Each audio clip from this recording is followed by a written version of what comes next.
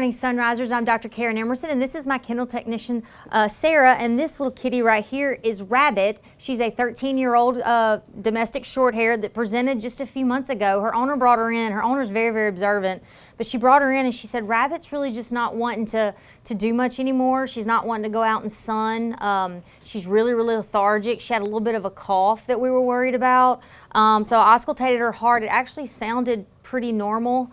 But we still, we're suspecting cardiac, or it even could have been an upper respiratory infection. So of course, with her being 13, we started out with some blood work. We checked her liver and kidney and everything to make sure all her white cell lines and all that was normal. We were looking for any signs of cancer or any other things. All that was completely normal. So we decided to go in and do some chest x-rays. Well, the chest x-rays did show an enlarged heart, and we found that out by doing something called a vertebral heart scoring, where we can actually calculate and measure the heart on x-ray.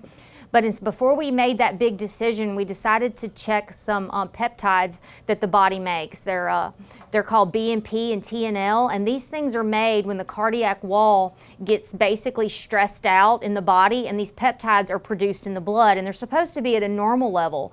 Well, when they get at an elevated level, we know for sure that there is cardiac disease occurring. And this can help us as veterinarians determine if it's cardiac disease, or maybe it's just a cold or pulmonary disease.